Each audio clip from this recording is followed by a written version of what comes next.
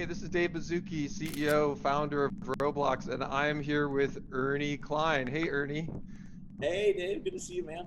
Yeah, it's been a couple years. Last time we were together, we were hanging at South by Southwest talking about your first book, Ready Player One. But today it's Ready Player Two, and we're celebrating the publication in the US and the UK. I think it's safe to say this is probably the most highly anticipated fiction book of 2020. It's clearly on track to be a massive hit. I've read it. I'm blown away. It's worth it. It's worth the wait. I'm excited for people to finally get to read it. With Ready Player 2, we're going to see a lot of great stuff. There's another quest. Um, there's some technical advancements that Halliday left for Wade that could change a lot of things. We've got a lot of action. I think, it's not just the future of the Oasis, it's even a bigger future at stake. Because you're a visionary and you're thinking about VR all the time, I think there may be even hints and advancements there. So there's a lot in this thing coming. It's lots happened since I wrote the first book. I sold it back in 2010, so it's been 10 years, and the whole landscape of VR has changed since then. So there was a lot to take into consideration when I was writing Ready Player Two. The event we did on Roblox in 2018 had 13 million people participate. I Uh, think it's fair to say this is going to be even bigger. that first Roblox event was amazing, and I heard about it from people all around the world. Were excited about it, and my eldest daughter, had been playing Roblox for years, so it was really exciting to have Ready Player One take over her favorite game for a while and have her compete in the contest. I warned her she couldn't win, which disappointed her, but she still had fun participating. Yeah, I think when we talked at South by Southwest, you hinted a little about your daughter. I'm flattered to hear she's hanging on Roblox in the midst of all that's going on right now. So thank you for sharing that with us. It's been a huge boon for, I think, kids everywhere, just because it's like the Oasis. It's the closest thing to the Oasis that kids have right now, and just being able to jump in to Roblox whenever they get bored and be with their friends and spend time together in a virtual space has been really therapeutic. So you guys are doing good work. So hey, you're making history with Ready Player 2. Let's roll back to Ready Player 1 because you captured the imagination, I think, of just so many people from so many walks of life. And there was a movie that came out of that, which was also incredible. Does anything stand out for all of us that, fantasize about making movies and being in the movies and working with Spielberg? Does anything stand out from that experience for you? Well, the whole experience stands out. This past year, I've kind of been living in my memories of it since I've been in quarantine for a big chunk of the year.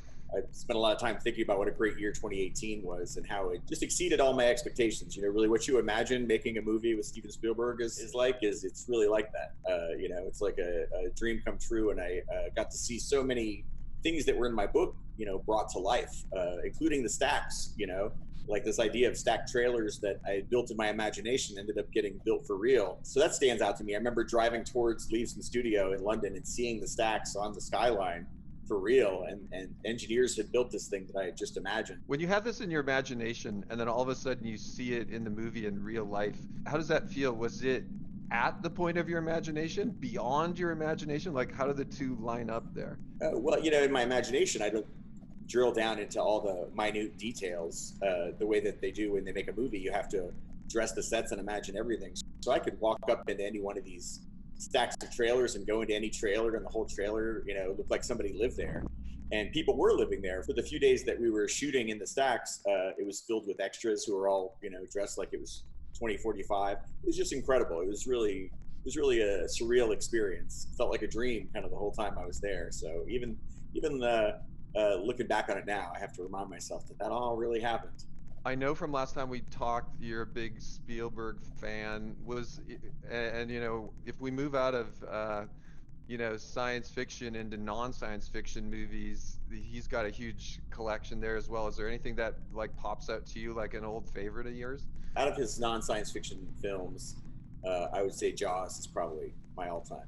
That movie, I remember seeing it and being scared in the movie theater with my parents. Yeah, Uh, everyone was. Yeah, was there anything in that movie that you thought like stuck out to you? Favorite line? Anything from it? you're gonna need a bigger boat is the Yeah. line that I always quote all the time. Whenever the tools at hand are not sufficient, that's the quote that I always draw upon. Now that we're getting into Ready Player 2, in a way, you've kind of contributed a bit to the advancement of VR. And is there any way you can think about how you've seen this pan out in almost real life? For us, in the midst of COVID, like I mentioned, we've seen the virtual birthday parties, people trying to connect, younger people trying to figure out how to, work at a distance even. Have you seen any of this come true in your life? Well, yeah, I mean, everything happens. Even the news anchors and every host of late night television. Everybody's having to do everything from home, virtually through the internet, including my daughter who's going to school online, and then also in the evenings she'll hang out with her friends in Roblox and spend time in a virtual space there. Which reminds me, she wanted me to ask you if you could get her a unicorn. I You think there's do? probably like hundreds of different types of unicorns, and now Oh, that well. we've opened up the UGC store on Roblox, there are probably people making unicorns, which Oh, right on. so absolutely like All right. high five to that. A lot of people now are talking about the metaverse, and we've also seen people starting to chat not just about how we work or how we learn, but how we consume entertainment, how we work together. Ultimately, I think the vision of Ready Player One and Ready Player Two, and thinking about this vision of the metaverse, is all these things we do in real life, we can start to imagine, doing in the metaverse. Have you seen any other pandemic related things going on related to that, or any other metaverse related advancements since you wrote Ready Player One? Yeah, a bunch. So much of what I was just imagining in Ready Player One has since come about.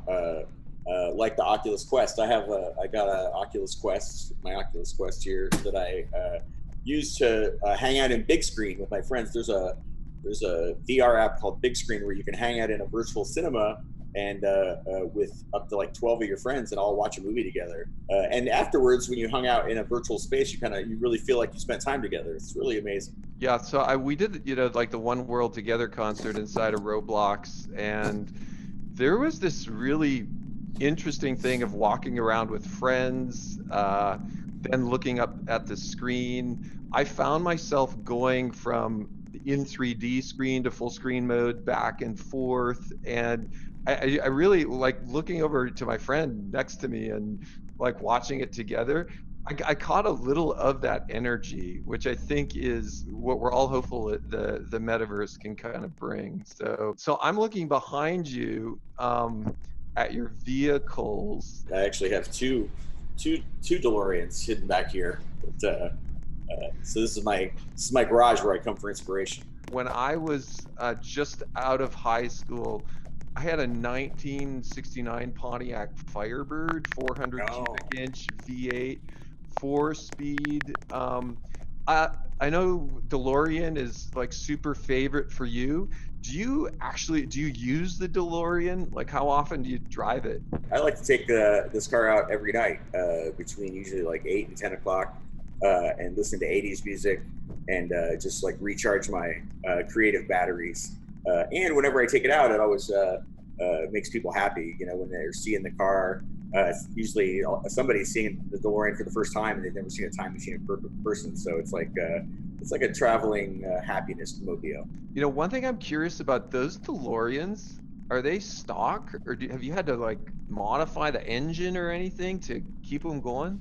Yeah, they're all like 35 years old. They made all the DeLoreans between 81 and 82, so they're all about 40, almost 40 years old now, and they do require a lot of work to keep them running. And then plus adding they obviously don't come with all the flux capacitor and wormhole emitter and all the Back to the Future gear. That's all has to be kind of scavenged and cobbled together. So I've been making it more screen accurate over the years. There's always more tweaks I can do to make it cooler. So it's like a hobby, having a car like an old car like this antique is it's a fun hobby to have. And I think in a sense, I think those are stainless, aren't they? Like, Oh isn't yeah, the they never rust. isn't Yeah, that they like the never. Cybertruck 40 years early or I know. something? Yeah, yeah. It's the Cybertruck definitely looks like it took some inspiration from the DeLorean.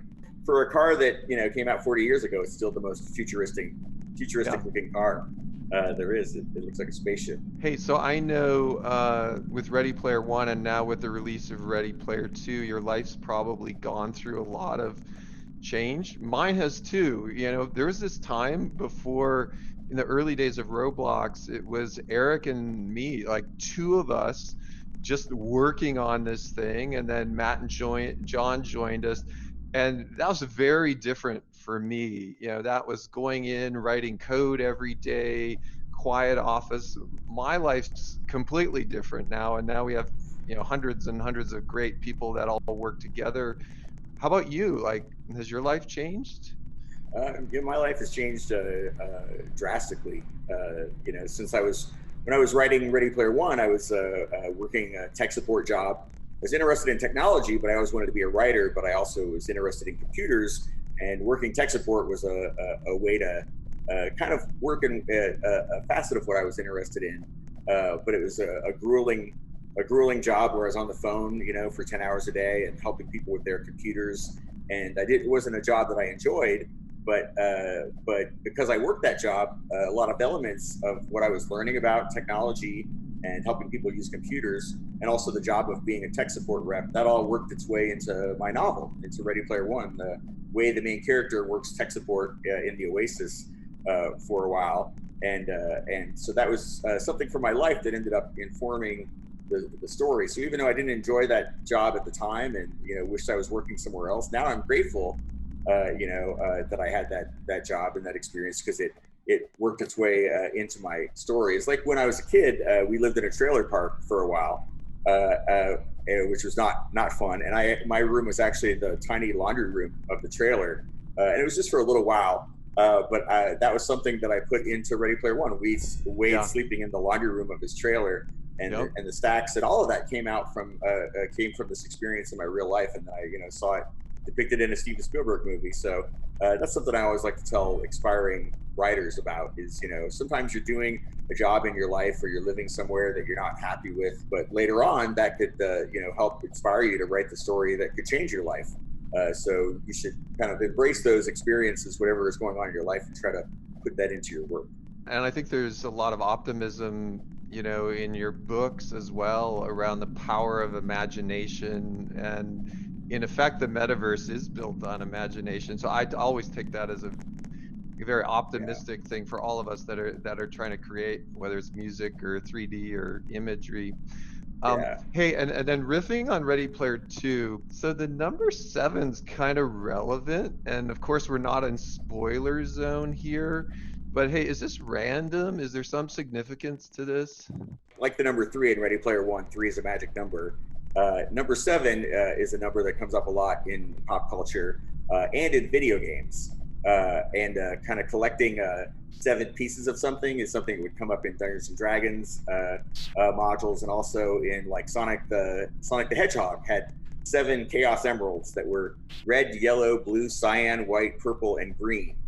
And once you collected all of them, that's what you had to do to, I think, defeat Dr. Eggman and win the challenge. But there are a lot of quests that involve the number seven, and some songs that involve the number seven. And so I saw that was a way to weave all those things into the story and have a kind of a connecting element between them. So it'll make sense what I'm talking about uh, uh, once people out there read the book. But yeah, no, the number seven was a big influence. So hey, with Ready Player One, I think a lot of people who'd never worn a VR headset got exposure to the tech and to your vision through the book and through the movie. And part of the fun, I think, I imagine, of being a sci-fi writer is you're also a futurist in a way. I mean, that's part of the gig of being a sci-fi writer, which sounds really fun. And I think, in Ready Player Two, I think you go even a little further, and there's some really exciting kind of, vision going beyond that. When we at Roblox, we kind of done the same thing. We've had vision for 15 years, and it takes a lot of time for some of these things to become reality. But when they do, it's super satisfying. And I'm wondering for you, how's it feel when you see some things in real life come true, after you've written about them? Well, it's gratifying, but I don't automatically assume that it was my book that helped inspire it, unless sometimes like with the Oculus Rift, the people who worked on that told me in person that some things from Ready Player One had inspired them. But it's so much easier when you're a writer to just write. Wouldn't it be cool? Than it is to actually make it. It's like easy for me to design an amazing video game in a story. Yeah. Yeah, but as you know, it's much harder to actually make the real thing. I So I think that could yeah, be a good thing though, right? Because us technologists, we can get locked in by how difficult it is to build stuff, where writers and futurists, you have the freedom of the written word, right? There's no limit to what you right. can imagine. And then the technologists more have to like figure out, can we really build it? Right, and they're the only ones that can really build it. If it was just left up to the writers, all this stuff would remain fantasy. But that's something that I remember hearing about Star Trek, the old Star Trek series. They had those doors that would open automatically, and that's what inspired those doors in grocery stores. Like people at home saw that, and then real engineers went and made it work. So science fiction has always kind of played that role of what extrapolating where our technology might go. But yeah, that's one of the funnest parts of being a science fiction writer is imagining where the technology will lead us, and then how the technology, once it arrives, is going to affect people's day-to-day lives. I love it because I think it's the best form of brainstorming is unencumbered brainstorming, without Yeah. limit. And I think that's a little bit of what you do in your book. So nice Oh, job. thank you. Almost like we're taking technology and then we go to pop culture at the same time, like in Ready Player One and now Ready Player Two, like you have this amazing intersection of pop culture with a vision of the future. And I think the reader or the movie viewer can almost get a little bit of a vibe of some of the things that have been important in your life. Can you riff a bit on some of the pop culture influences you've had? We know they're endless. Anybody who read Ready Player One knows that my interest in pop culture is very broad. But for Ready Player Two, there are some specific facets of pop culture that I took inspiration from, like John Hughes films. Huge fan of John Hughes movies, especially the John Hughes movies that were set in high school. Yeah. And he created his own fictional high school, Shermer High School. His high school movies took place like Ferris Bueller's Day Off and Kids in Weird Science, Pretty in Pink. They all went to a version of Shermer High School.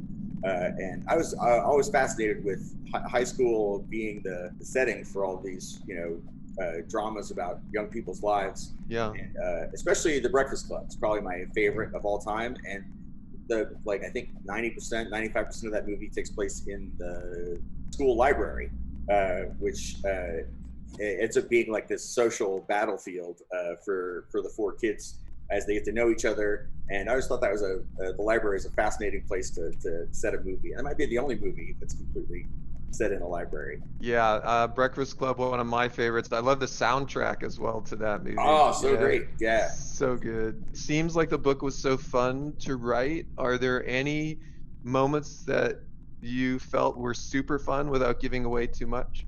I don't think I can give away the super fun moments without giving away too much, but I will tell you it was I had fun. I had fun the whole time I was writing it. Because I knew, unlike with Ready Player One when I wrote it, I wasn't sure if anyone was ever going to read it.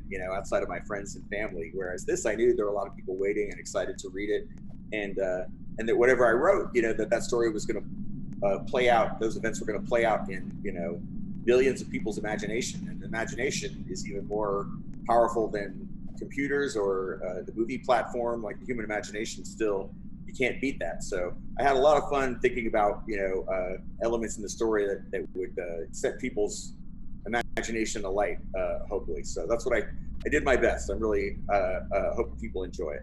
Well, I have a motion I make at Roblox, which is out of the park. So Yeah. I Oh. think it's out of the park. So I think Oh. everyone's gonna really enjoy reading Ready Player 2. Like, kudos to you. It's Oh. Thanks. awesome. And I think also the Robloxians are gonna love the challenges as well that we've got in store. So Ernie, thanks again. In the midst of all these crazy times, hanging with you has been a highlight for me. I really appreciate it. Oh, thank you. Thank you for making time to talk with me, and thank you for teaming up with me to do another Ready Player One, Ready Player Two event. This is I had so much fun the first time because it really is like bringing the story to life. What you guys are doing. This is Roblox is the closest thing to the Oasis, and this contest is like the closest thing to the contest described in the book in reality. And people all around the world get to take part in it. It's really amazing. It's like bringing the story to life. So I can't thank you guys enough. Thank you, Ernie, again. All right. Over and out. Really enjoyed it. All right. Thanks, Dave.